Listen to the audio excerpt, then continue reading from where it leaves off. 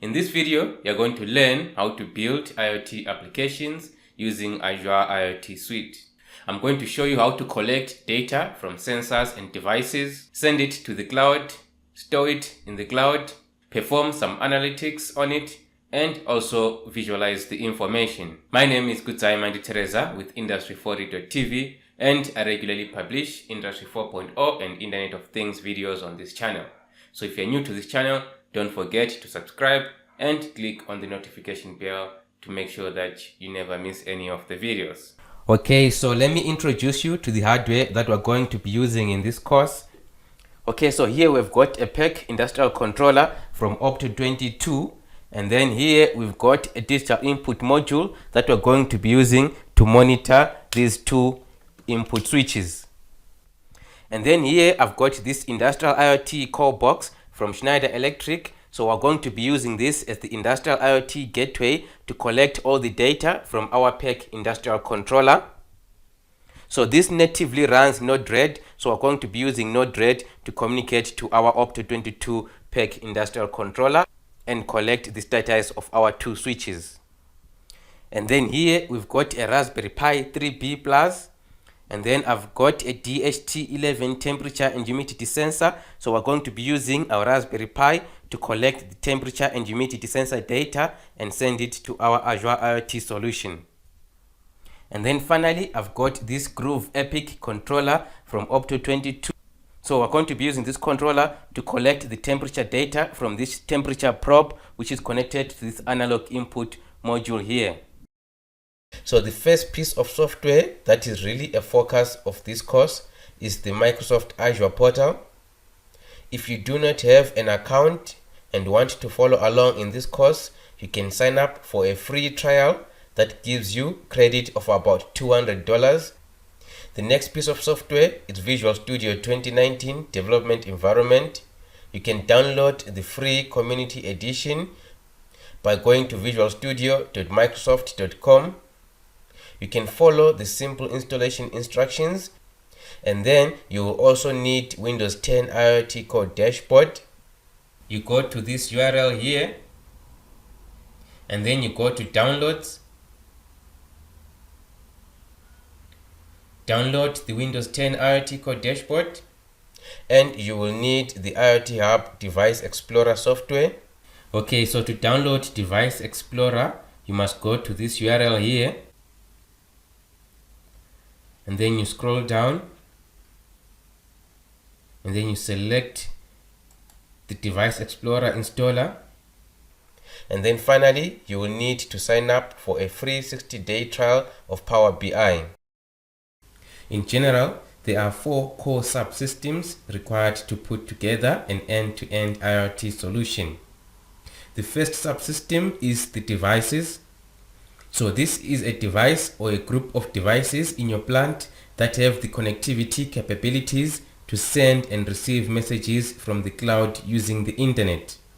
Now, since most devices that are currently in the factory floor today, such as PLCs and indicators, etc., do not have that kind of capability, it therefore means that you'd have to use a class of devices that are different from traditional industrial devices in this subsystem. And that class typically includes gateways, smart industrial controllers, and in some cases your normal PC.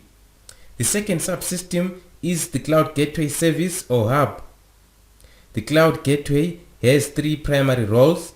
The first role of the Cloud Gateway is to securely receive data from factory floor devices and in some cases send it down to the devices. The second role is to perform device management tasks such as device list management and software upgrades.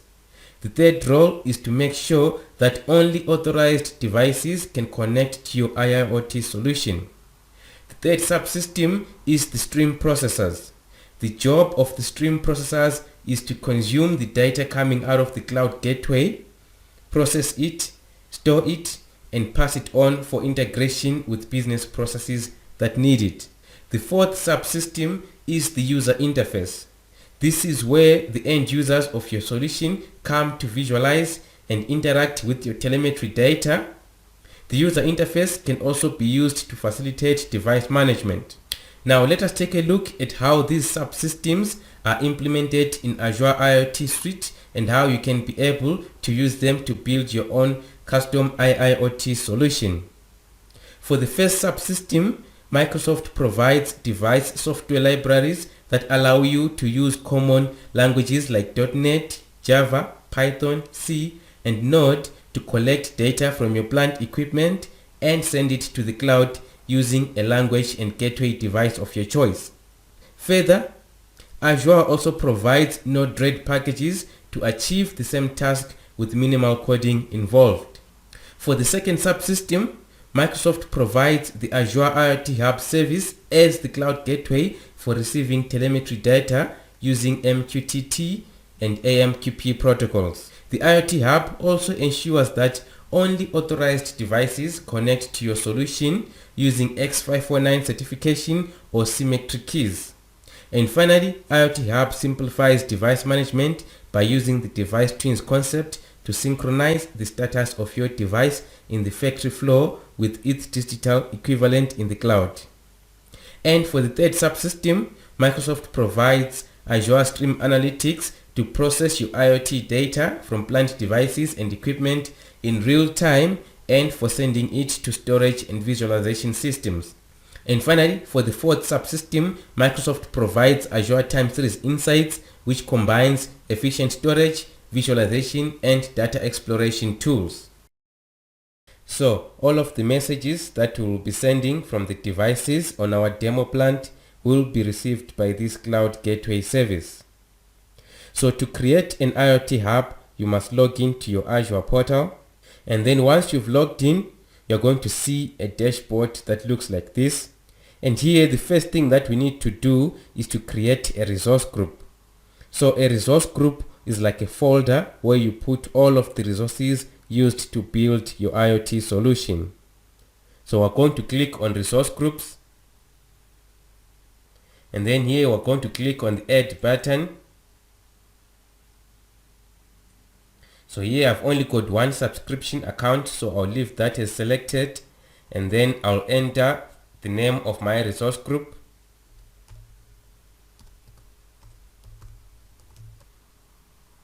Which is my Azure course resource group. And then here you can select the data center location that you prefer to store your resource group. So I'll select South Africa. And then when you're done, you click review and create. And then click create.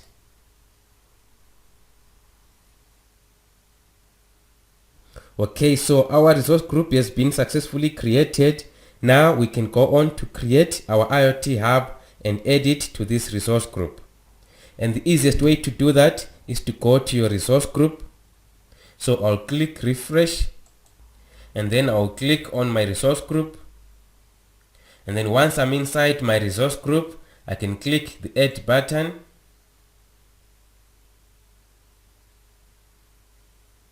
So this will take you to this page with all the Azure IoT resources. So here you can search for the IoT Hub, or you could go under Internet of Things.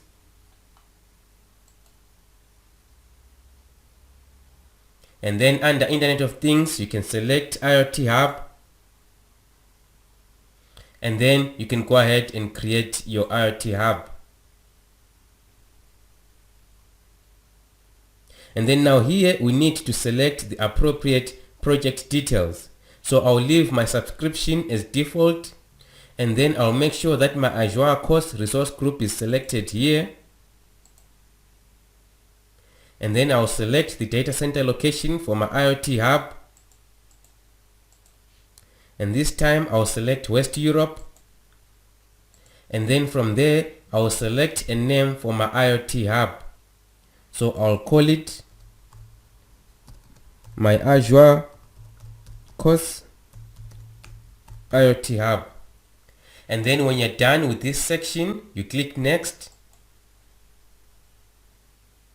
So here, this is where you select the pricing and scale tier for your IoT Hub. And to find out more on how to choose the right IoT Hub tier for your solution, you can click on this link here. And then here you'll get a detailed explanation of how to choose your IoT hub. But for the purposes of this course, an S1 standard tier will do. So we'll go ahead and click on review and create. And then we'll go ahead and click on the create button to start deploying our IoT hub. So the deployment usually takes a couple of minutes. Okay, so that's done. Now we can click on go to resource to go to our IoT hub.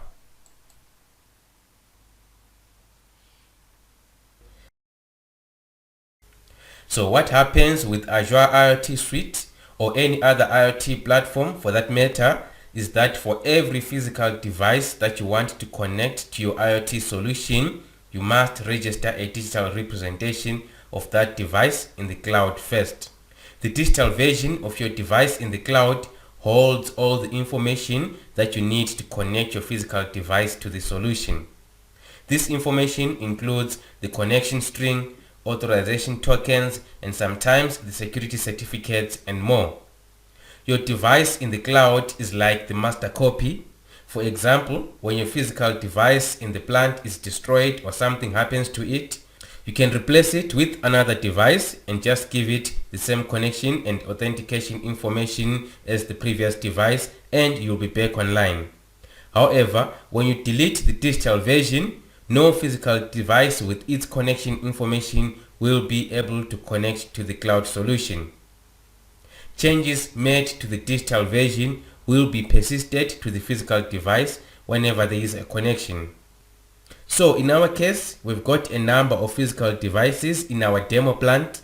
So in the following videos, we'll be registering the digital versions of the devices under the IoT hub that we created in the previous video. And then we'll use the connection information to send our device data to the cloud. So here I've got my Raspberry Pi connected to power and on my network via the Ethernet cable. And then here I've got a DHT11 temperature and humidity sensor. So I'm going to build an application that reads the sensor data and then use the device client library to send that data to the IoT hub. But first of all, let's head over to our IoT hub in Azure portal and register our Raspberry Pi device. Okay, so I'm in my Azure portal. So the first thing that I need to do here is to go to resource groups. And then I'll click on my resource group name to drill into the contents. So since I've already got my Azure IoT Hub created, I'll click on it. And then now I need to register my device under this IoT Hub. And to do that, I'll scroll down to IoT devices here. I'll click it. And then after that, I'll click on the new button here. Okay, so I'm going to give my device a name.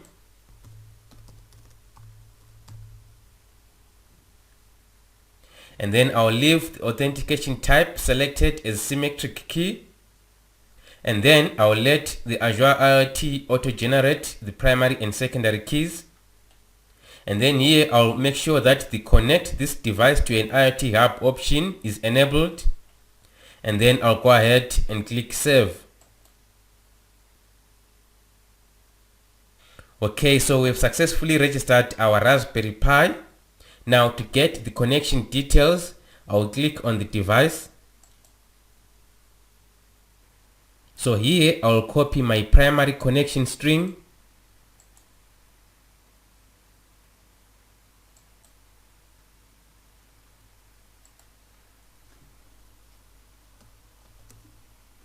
And when that is done, we can head over to Visual Studio to start building the IoT app for sending data to my Azure IoT Hub using the Device SDK. Okay, now I'll go ahead and start my Visual Studio. And then here I'll click on create a new project. Now since I'm building this app for the Raspberry Pi, I'm going to select a C# Universal Windows Platform app.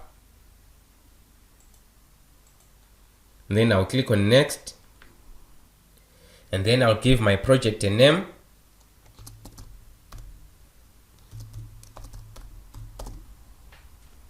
and then I'll go ahead and create the project. And then here I'll select OK for the default target versions.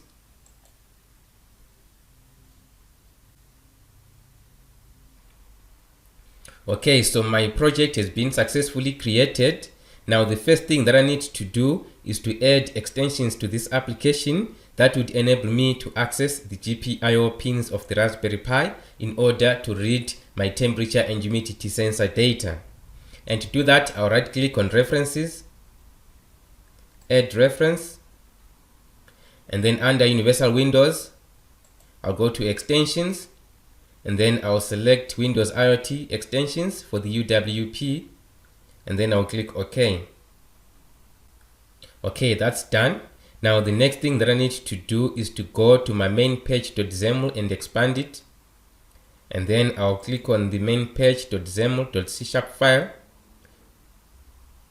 Now this is the main file that runs when our Raspberry Pi boots. So this is where we're going to put our code for reading the temperature and humidity sensor data, and also the code to send that telemetry data to the Azure IoT Hub. Now before we get to the part of sending our telemetry data to the Azure IoT Hub using our device client library, we're first going to use a library that will enable us to read the temperature and humidity sensor data from our DHT11 sensor. And to do that, I'm going to be using a package. So I'll right click on my solution, and then I'll go to Manage NuGet Packages.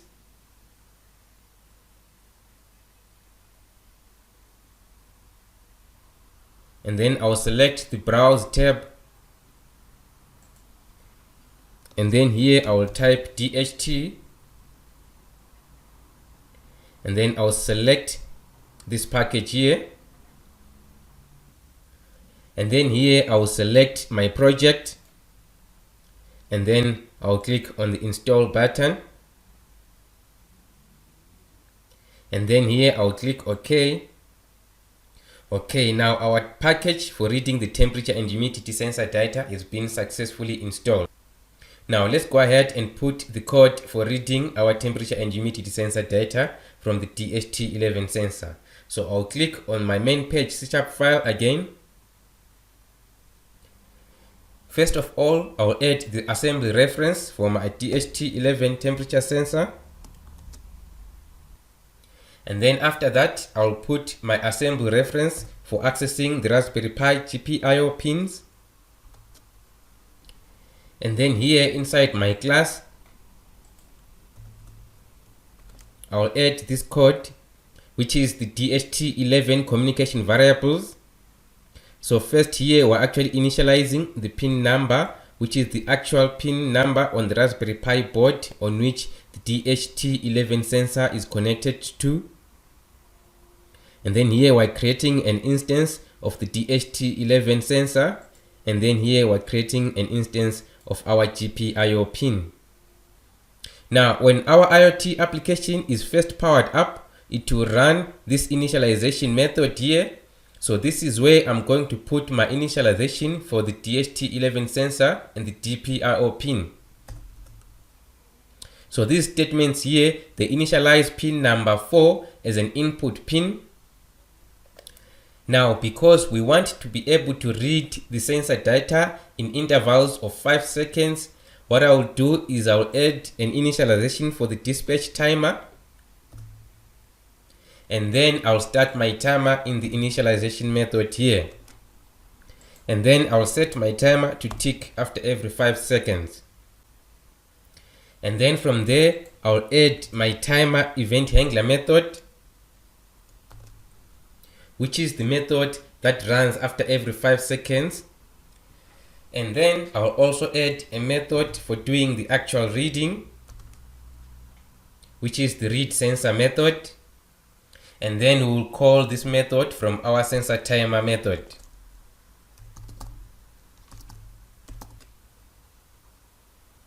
And then we have to make sure that our variables for storing the temperature and humidity are declared.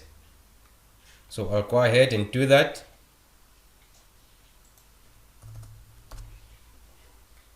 Now the next thing that we need to do is to be able to send that data to the Azure IoT Hub using our IoT Hub device SDK. And to do that, I'm going to go to my Solution Explorer and right click, go to Manage NuGet Packages, and then I'll put the name of my device client library, which is this one that says Device SDK for Azure IoT Hub. And then I'll click Install. Then I'll click OK, Accept. Okay, so we've successfully installed our Device SDK for Azure IoT Hub. Now let's go back to our main page.c# file and start putting together the code for sending our sensor data to the Azure IoT Hub.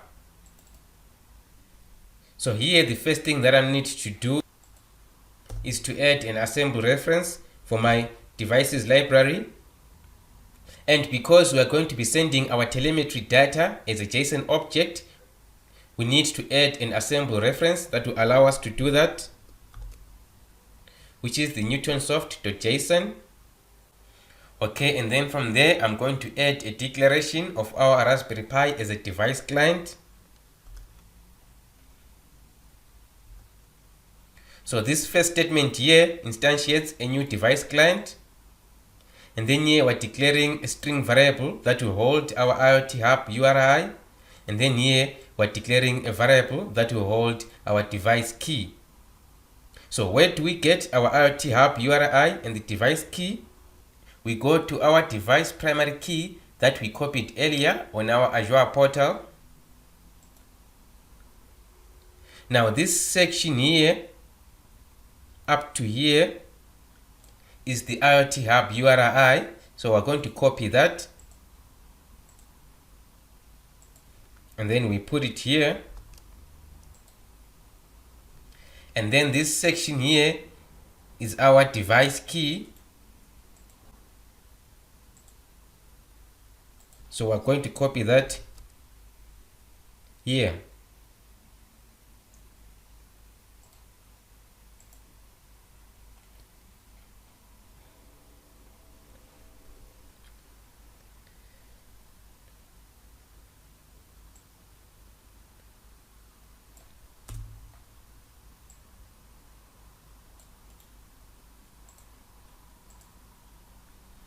Okay, and then the next thing that we need to do is to initialize our device client.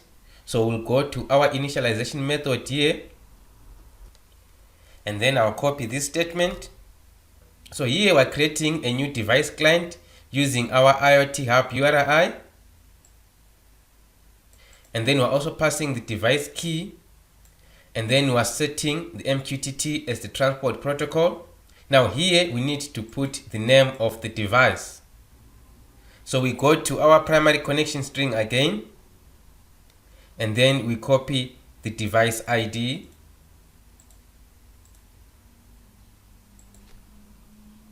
and then we put it there. So we've got our statement for creating our device client. Okay, now let's go on and start putting together our telemetry data object. To do that, we go to our sensor timer method, and then here I'll paste this code. So here essentially I'm creating a new JSON object, and then here under device ID, it doesn't have to be the same device ID as the one that is on your IoT Hub. This is application specific, so you can make it as user friendly as possible. So if it's a device that is in your packing line, you can call it packing line.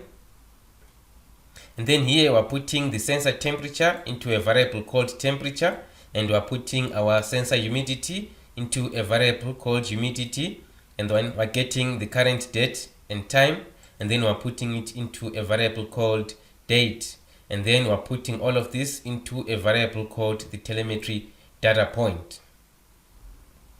And then next we're going to convert the telemetry data point variable into a JSON string. So in this statement, we're creating a new message string, and then we're converting the telemetry data point and storing the result into the message string. And then here we're setting the ASCII as the encoding for our message string. And then finally, we use a device client library method to send our message. And then we must make our method asynchronous. Okay, so we've successfully created our project for reading sensor data and sending it to Azure IoT Hub. But now we need to see that happen in action. So the next thing that we need to do is to deploy this code onto our Raspberry Pi. Okay, so now before we deploy, we need to check to see if our Raspberry Pi is online, and if it is, what is the IP address of the Raspberry Pi. And to do that, we're going to pull up our IoT code dashboard. Okay, now we see we've got our Raspberry Pi 3 online, and the IP address is 192.168.1.107. Okay, the next step is to change our target processor. So we're going to select ARM, which is for our Raspberry Pi. Okay, and then we go to the device here, we select remote machine. And then here we can put the IP address of our Raspberry Pi. Okay, and then we click select. Okay, when that is done, we can go ahead and click on remote machine to begin deploying our application to the Raspberry Pi. Okay, so our application has been successfully deployed and it is running. Now, how do we know that our application is successfully sending our messages to the Azure IoT Hub? The quickest way to do that is to use the IoT Hub Device Explorer. So I'm going to open my Device Explorer here. Okay, now we need to supply the connection string for our IoT Hub. So we go back to our Azure portal. And then I'll click on this IoT Hub, which is where I created my IoT devices.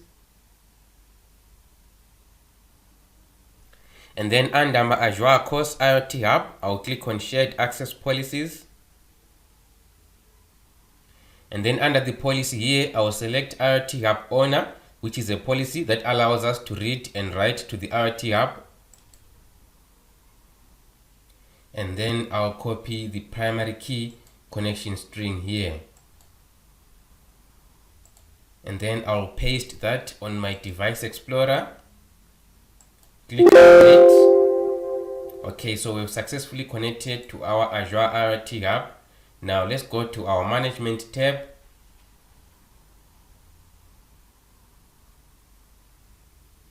So as you can see, the Management tab will automatically list the devices that are configured under our IoT Hub. So to see if that device is currently sending data to the Azure IoT Hub, we'll go to the Data tab, and then we'll click on the Monitor button.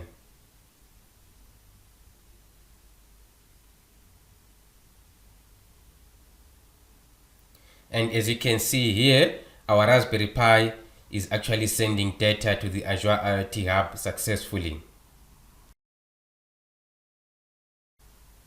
So the IoT device that I want to build an app for is this Industrial IoT core box, which is an edge gateway that natively runs Node-RED.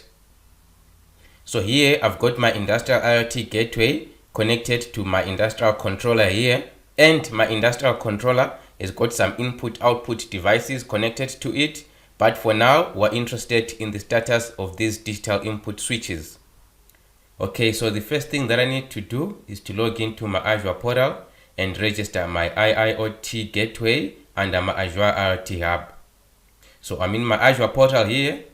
I'll click on the IoT Hub. Okay, and then under my IoT Hub here, I'll scroll down to IoT devices. I'll click on IoT devices.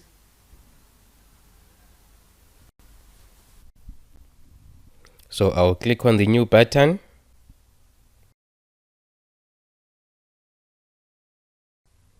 And then here I'll enter the name of my device.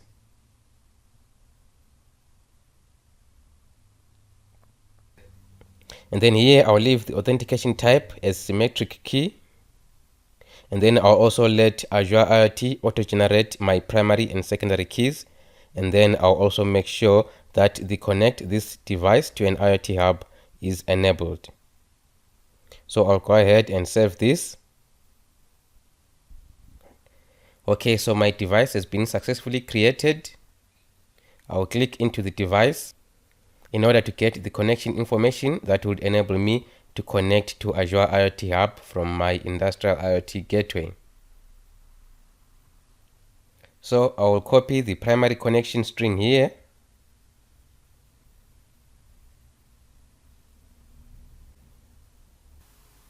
Now the next thing that I need to do is to access the Node-RED editor on my IIoT core box. And to do that, I'll put in the IP address of my IoT core box. And then my Node-RED is running at port 1880. Okay, so I successfully logged into the Node-RED editor. First of all, I need to install the Node-RED package that would allow me to read the digital input switches on my Opto22 controller.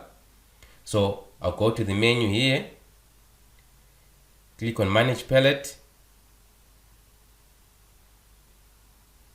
and then select the Install tab. And then I'll put the name of the package for my PEC controller. And then I'll click Install.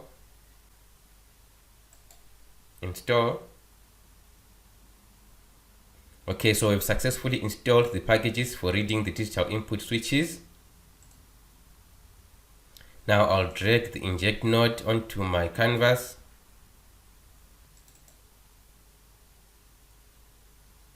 And then I'll set the interval for reading the data to 5 seconds.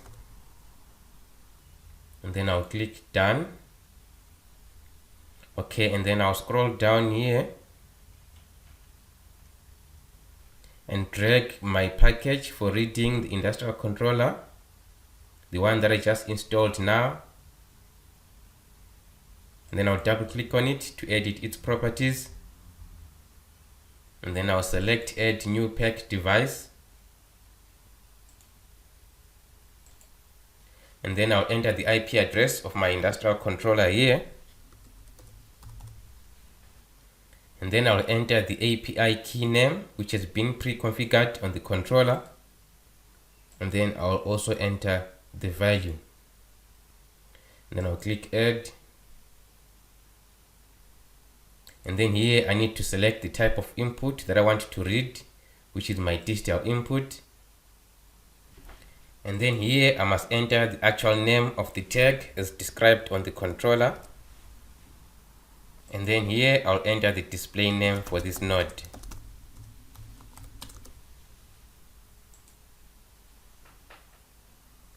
Okay, and then I'll copy this node.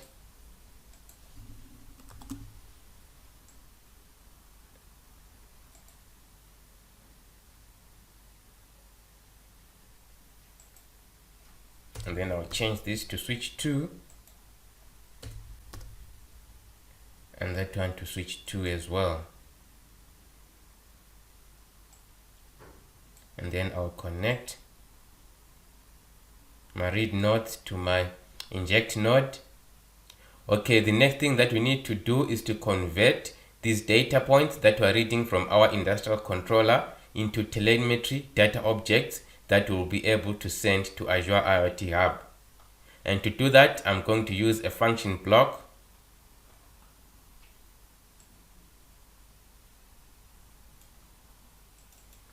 And then I'll double click on it.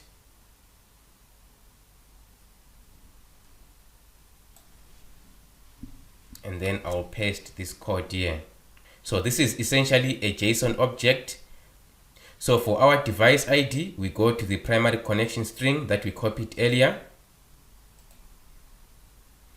And then we copy this section here, which is the device ID.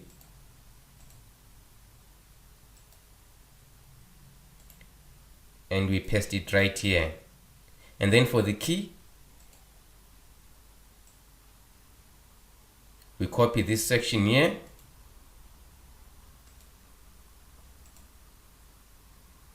and then we paste it here. And then we're going to leave our protocol as MQTT and our data as the payload. Prepare Azure message, click done, and then I'll copy that node for our other input, and then I'll connect the output of my read node to the input of my function block.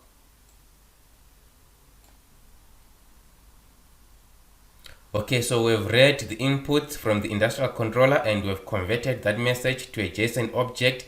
Now we need to send that to the Azure IoT Hub. And to do that, we need to install the Azure IoT Hub Node-RED package or library. So I'll go to my menu here, select Manage Palette, select the Install tab, and then I'll enter the name of my package, click Install. Okay, so we have successfully installed our Azure IoT Hub Node-RED package. So I'll scroll down here and then drag the Azure IoT Hub package onto the canvas, and then double click on it to edit its properties. So here I'll select MQTT protocol, and then for the host name we go to our primary connection string again, and then this time we copy this part here, which is your host name,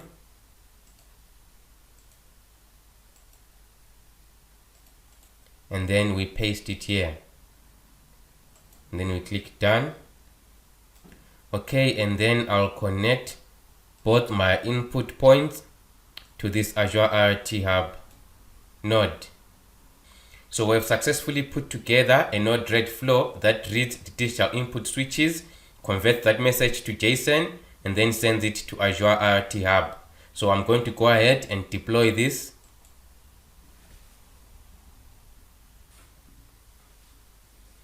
Okay, so as you can see, we're getting a message that says sent message on our Azure IoT Hub node. But then now, how do we verify that the messages sent from our Industrial IoT gateway on Node-RED is actually reaching the Azure IoT Hub? To do that, we're going to use a Device Explorer utility. So I'm going to pull it up here. And then on this one, we need to put the IoT Hub connection string. So I'll go back to my Azure IoT portal, select my IoT Hub, and then under my IoT Hub, I'll click on Shared Access Policies, and then I'll select the IoT Hub Owner Policy, which is a policy that allows me to read and write to the IoT Hub. And then here, I'll copy the primary connection string for our IoT Hub. And then I'll paste it on the Device Explorer. Click Apply. Okay, so we've successfully connected to our IoT Hub. And then if we go under Management tab here, you see it will list for us the devices that are currently configured under the IoT Hub. We go to the Data tab, select the device whose messages you want to monitor, which is my IIoT core box in this instance, and then click on the Monitor button. So as you can see, our messages are getting to the Azure IoT Hub and we're reading true for both switches. Now, the Azure IoT Hub is not a generic MQTT broker. So in this instance, I'll be showing you how to set up your MQTT client to be able to send MQTT messages to the Azure IoT Hub as it would any other broker. So to do that, I'll be using my Groove Epic industrial controller to read temperature sensor data and use Node-RED to create an MQTT client to send the temperature data to Azure IoT Hub. So here I've got my Groove Epic controller with a temperature probe connected to its analog input module on the rack here. Okay, so to register my Groove Epic controller, I'll log into the Azure portal and then I'll select my IoT Hub. And then under my IoT Hub, I'll scroll down to the IoT devices, click on it. Okay, so as you can see here, I've got two devices already registered under my IoT Hub, which is my Raspberry Pi and my IIoT core box. Now to add my Groove Epic controller, I'll click on the new button. And then I'll give it a name, which is my Groove Epic controller.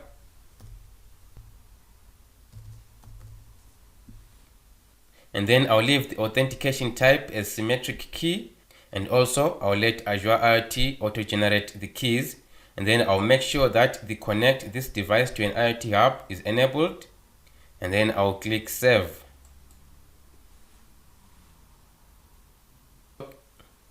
Okay, so I've successfully registered my Epic controller device.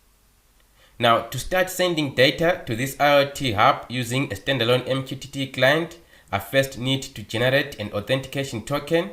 To do that, I'll go to Shared Access Policies here.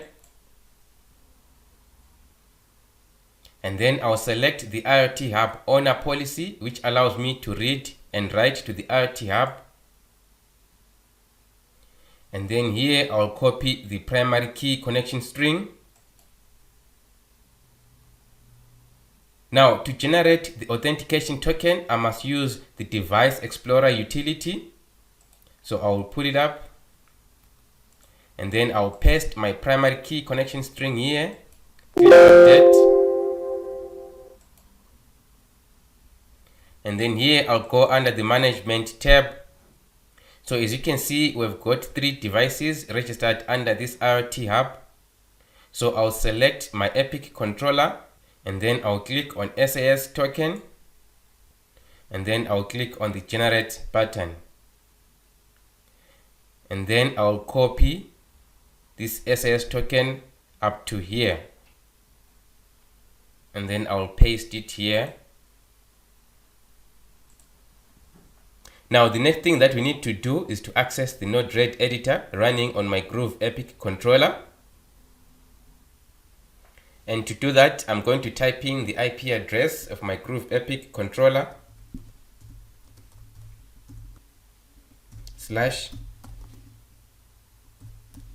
/Node-RED. So the first thing that I'll do is I'll drag and inject node here. And then here I'll set the interval for reading the temperature data to 5 seconds. Click Done. And then I'll scroll down here and drag a node that would allow me to read the temperature of my Groove Epic controller module. Double click on it to edit its properties. And then I'll add new pack device.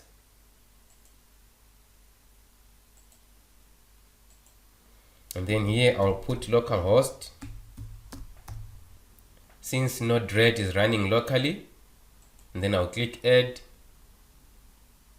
And then I'll select the data type that I want to read, which is an analog input.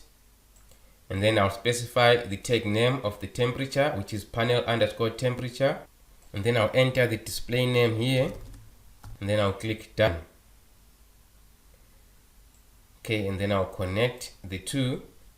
Okay, so our temperature is currently in degrees Fahrenheit, so I need to convert that to degrees Celsius. To do that, I'm going to use a function block.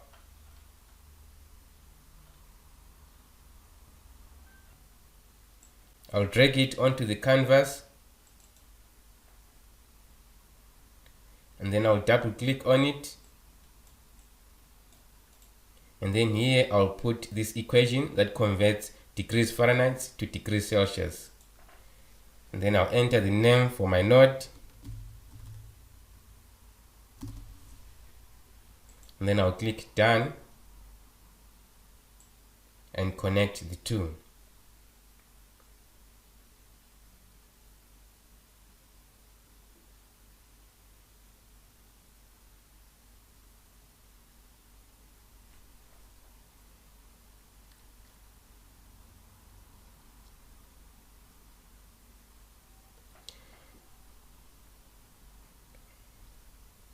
Now the next thing that I'm going to do is to drag this MQTT node, which effectively makes our device an MQTT client. So I'll click on the MQTT node to edit its properties. And then I'll click on the edit button. Okay, so first of all, our Azure IoT Hub broker port number is 8883. And then under server here, I'll add the Azure IoT Hub broker address.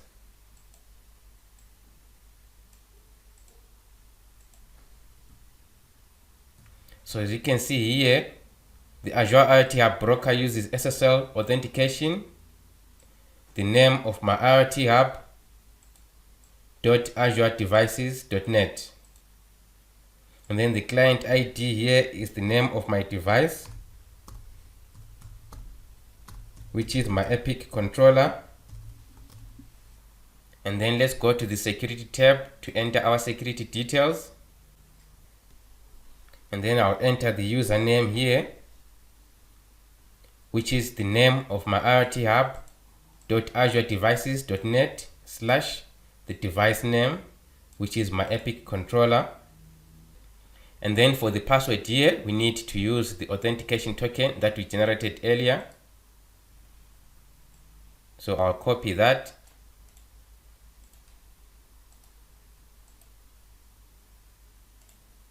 And paste it here. And then we go back to our connection tab. Here we click enable SSL. And then we add new TSL configurations. We click add. Okay, and then we click update. Now here under topic, Azure IoT Hub uses a specific topic structure, which is devices / the name of your device, which is my Epic controller / messages / events. And then you can go on to extend it from there, which I'm going to do by putting temp data here. And then here I'll enter a display name for my node.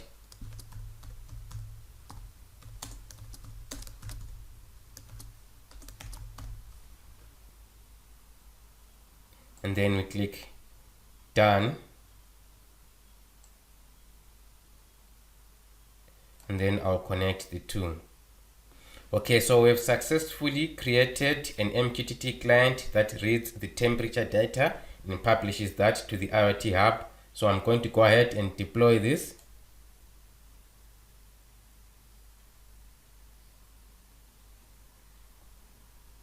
Okay, so as you can see, we're successfully connected and sending data. But how do we verify that the data is actually getting to the Azure IoT Hub? To do that, we need to use the Device Explorer utility. So I'm going to open my Device Explorer, and then I'll quickly go back to my Azure portal. And then here I'll copy the primary key for my connection string. Then I'll paste it here.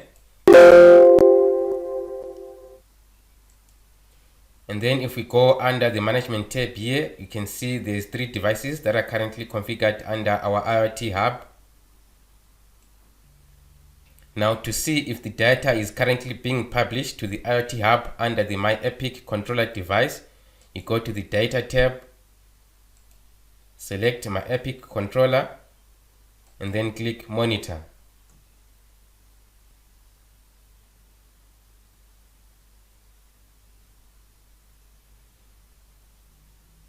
So as you can see here, we're receiving our temperature data, and the temperature is currently at 16 degrees Celsius. In the previous videos, we managed to read data from our demo plant and send it to Azure IoT Hub. Now it's time to set up the services to store the data for future analytics. So to create an Azure SQL database, I'll log in to my Azure portal. And then I'll click on the SQL databases here. So I'll create a SQL database.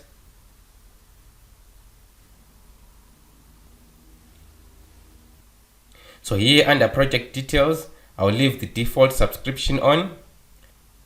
And then here under resource group, I'll select my Azure course resource group. And then I'll give my database a name. I'll call it my Azure course DB. So I currently do not have a server configured, so I'll create a new server. And then here I'll enter the server details, starting with the server name.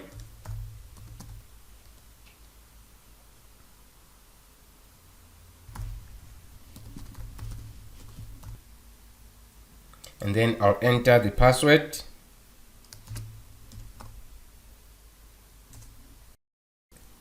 And then I'll confirm my password here.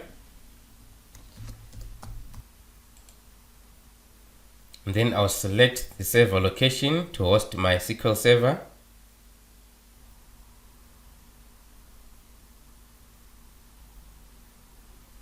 And then I will select to allow Azure services to access this server. And then I'll click OK.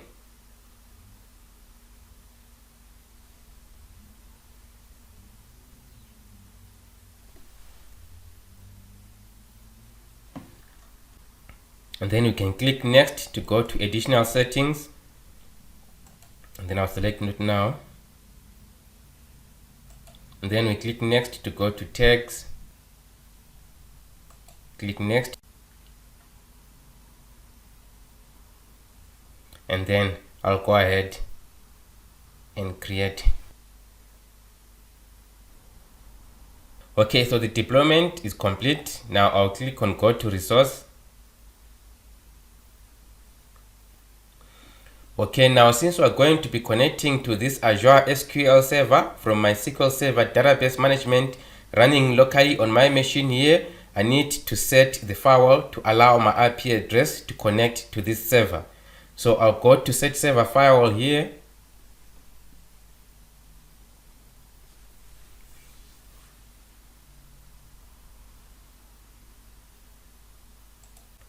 And then I'll get my IP address.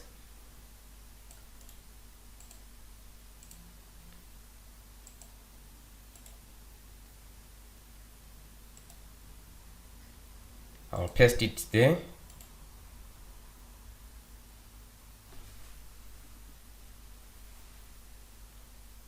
And then I'll save these settings.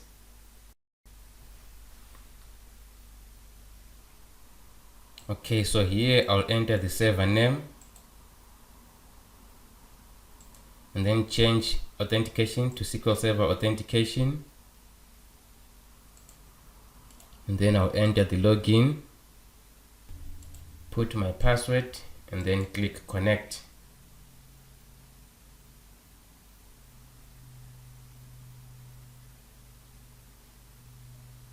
Okay, so I'm successfully connected to my Azure SQL server.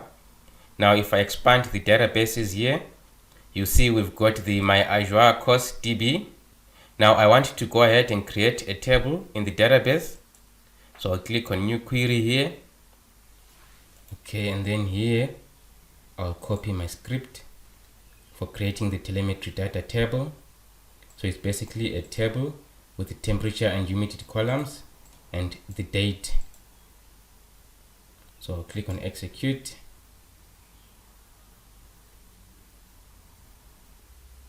Okay, so I've successfully created a telemetry data table in our Azure SQL database.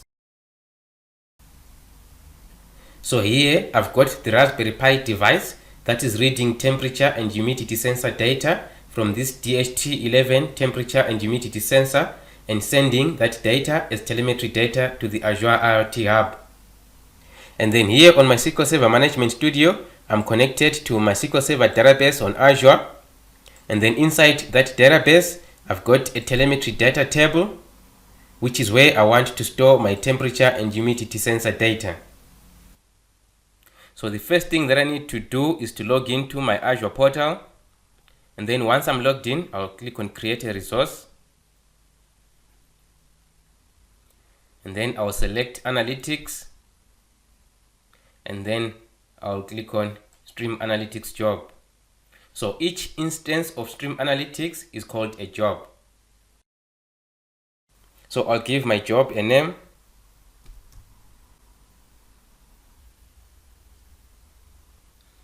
And then I'll put it under my Azure Cost Resource Group.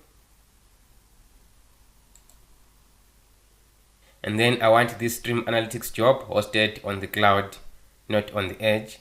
And then I'll go ahead and click Create. Okay, and then I'll go to Resource once my deployment is successful.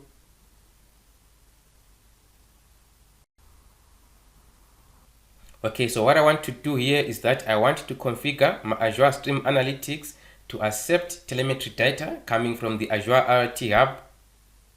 So I'll go into my inputs.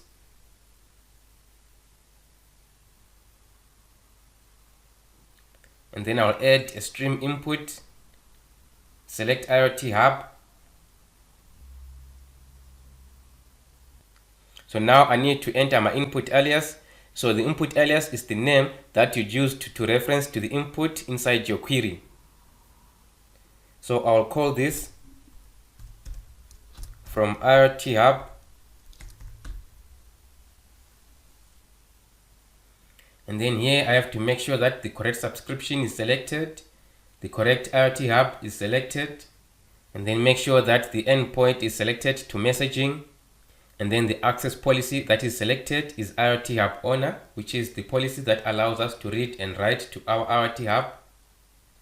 And then here we're going to be using the default consumer group. And then I'll go ahead and click Save to create my Azure Stream Analytics input.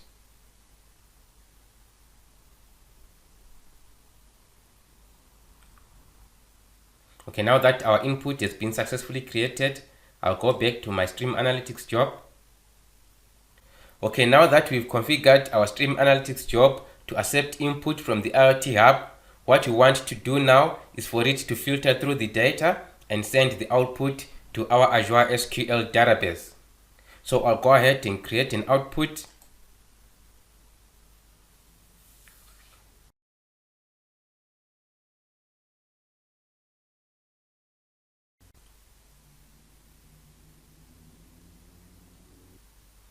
And then again, the output alias is the name that you used to reference the output in your query. So I'll call this Azure SQL DB. So here I'll choose to select the database from my subscriptions. So since this is the only database that I've got under my subscriptions, it is the only one that appears here. And the server name is already filled for me. So now I need to enter the username. And then I'll also enter the password.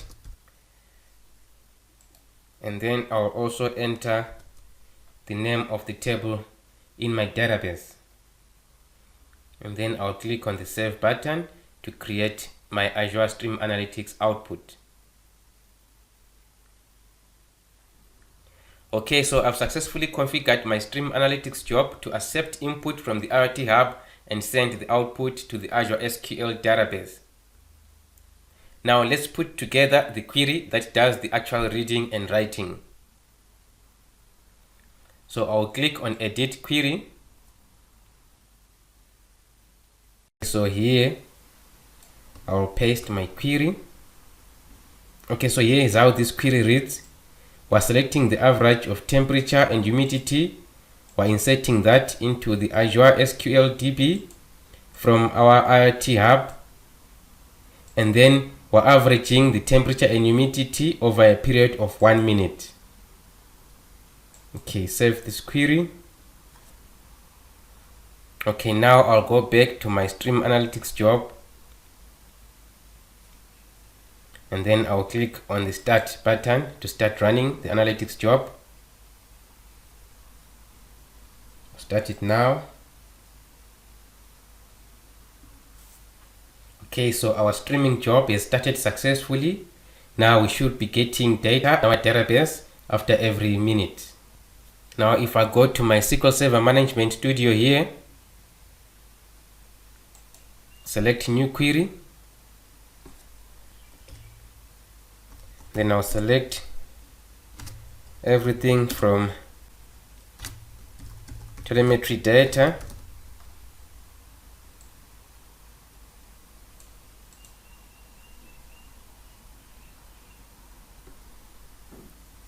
you see our data is coming through. So you see here the last telemetry data point was recorded at 14:29.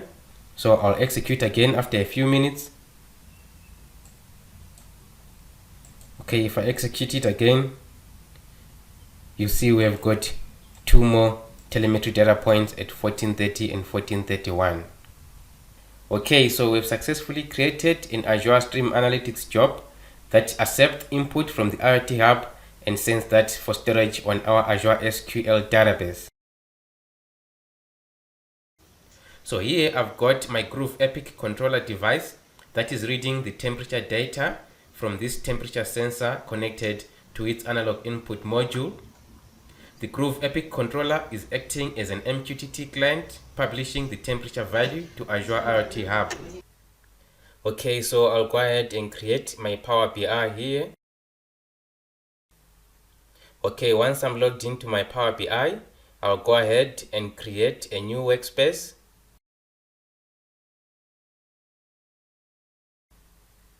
And then I'll call it Stream Analytics Workspace.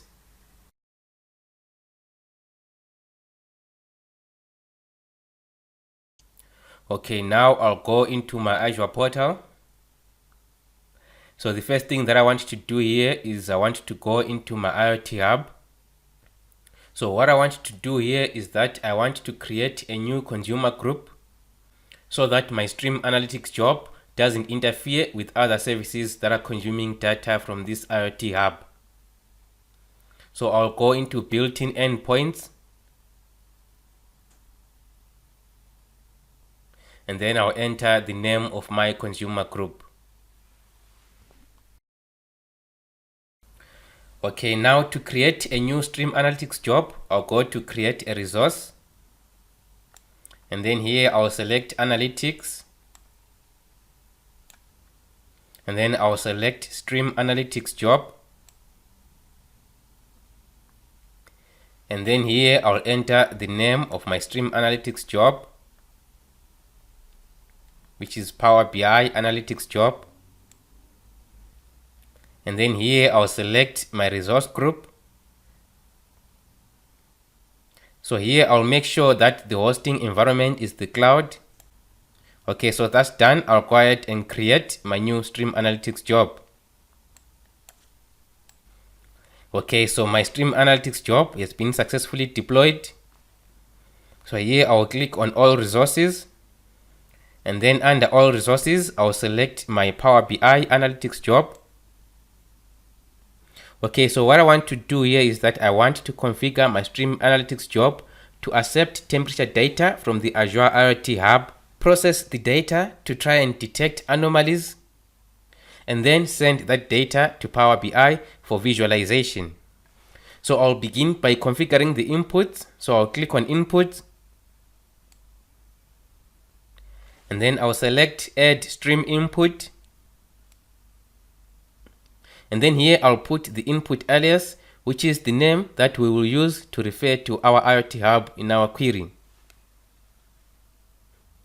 And then here I'll make sure that the correct Azure subscription is selected and that the correct IoT Hub is selected.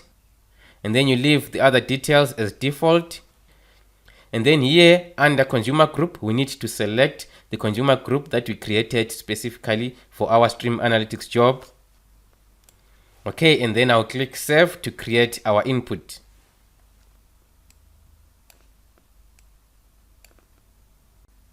Okay, and then I'll go back to my Power BI Stream Analytics job. Now I want to configure the Stream Analytics job to send my output to Power BI. So I'll click on Outputs, and then I'll click on the Add Output button. And then here I'll select Power BI. And then again I'll put the output alias, which is the name that would use to refer to our Power BI in the query. And then here I'll enter the dataset name, which is the name that is going to appear on my Power BI as the data is being pushed there.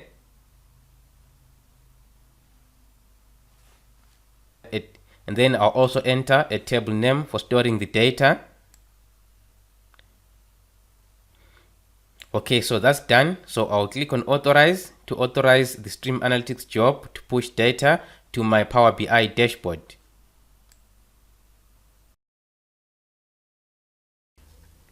Okay, so the authorization was a success. So now we should be able to see the workspace that I created earlier on my Power BI dashboard. So I'll select it and then I'll click on save to create my output. Okay, so I'll go back to my Power BI Stream Analytics job.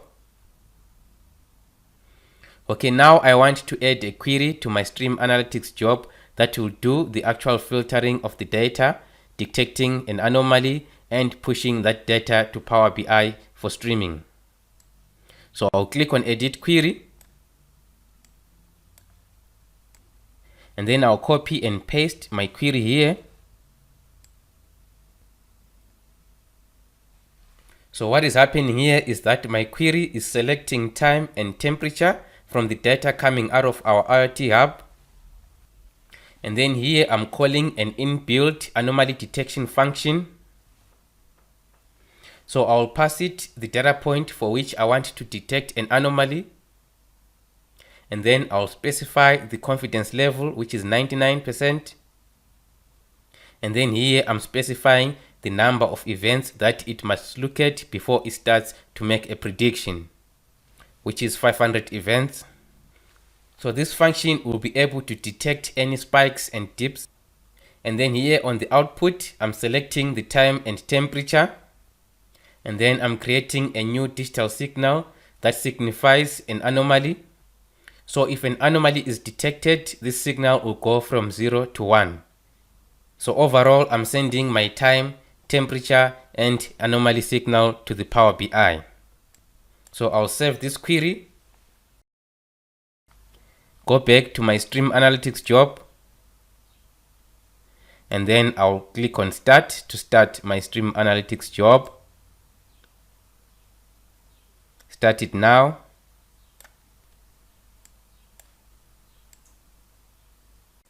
Okay, now if I go to my Power BI dashboard, then I select Stream Analytics Workspace, then go to Datasets.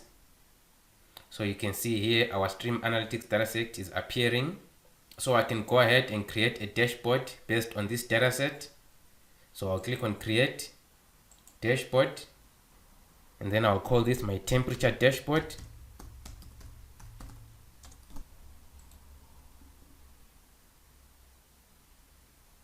And then here I'll click on Add Tile, select Custom Streaming Data, Next, and then I've got my Stream Analytics dataset here. I'll select it, click Next.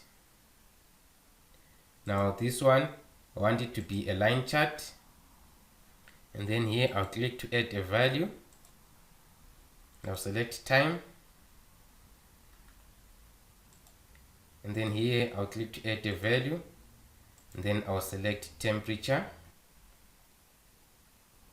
and then I'll click Next, and then our title here is temperature.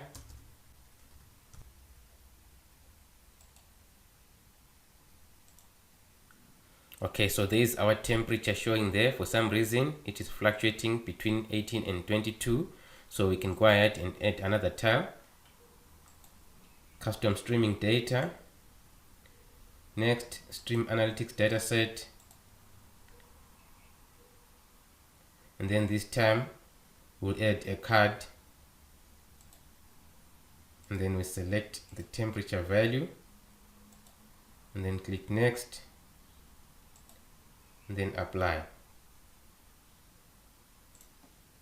Now I'll go ahead and add a tile for our anomaly detection signal.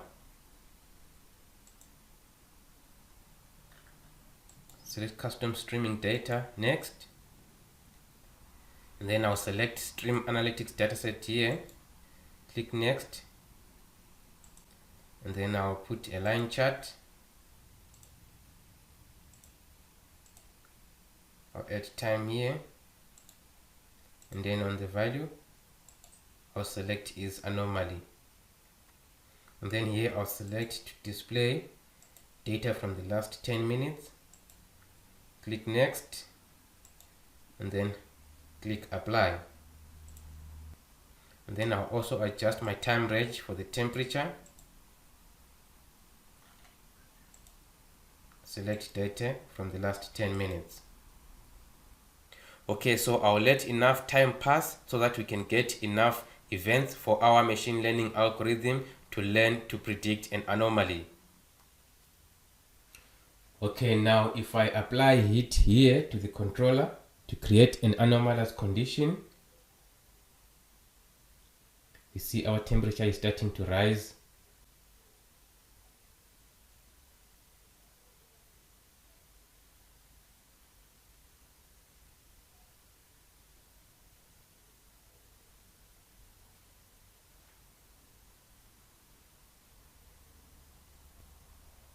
And then there our anomaly signal goes from low to high. In this video, I'm going to show you how to use Azure Time Series Insights to store and visualize telemetry data from our demo plant. So here I've got this Raspberry Pi that is reading temperature and humidity sensor data from this DHT11 temperature sensor and sending that as telemetry data to the Azure IoT Hub. Okay, now I'm logged into my Azure portal. The first thing that I need to do is to go to my Azure IoT Hub. So here what we want to do is we want to create a consumer group. This is so that the Azure Time Series Insights doesn't interfere with other services that are consuming the data coming out of the Azure IoT Hub. So to do that, I'll select built-in endpoints, and then I'll create a new consumer group called Azure TSI consumer group.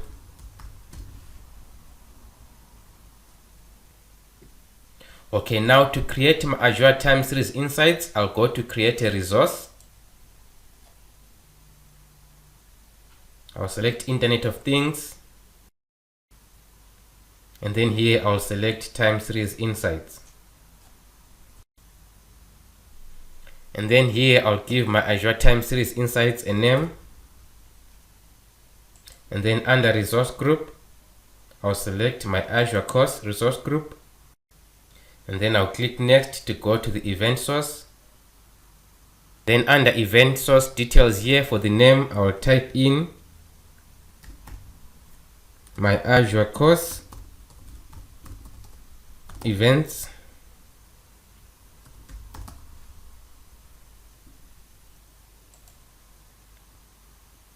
And then we're going to be getting the data from the IoT Hub. And then here I'll select my Azure Course IoT Hub.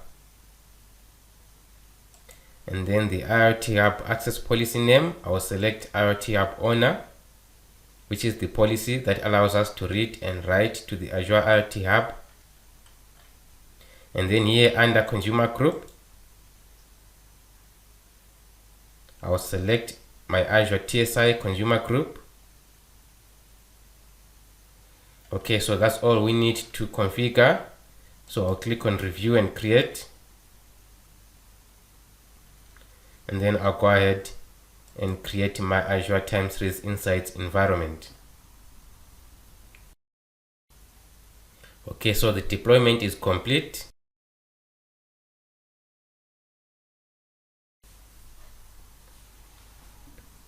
And then here I'll select my Azure Course TSI.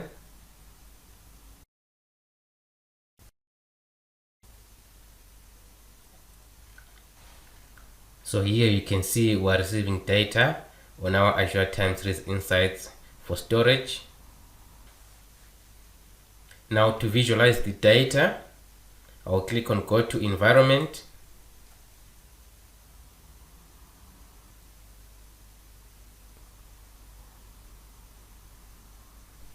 So here you can view a telemetry data as a chart.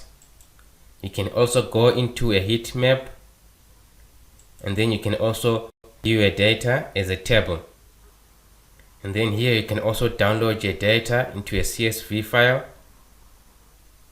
And then on the left blade here, you can select the telemetry data points that you want to view. So here we can view the humidity.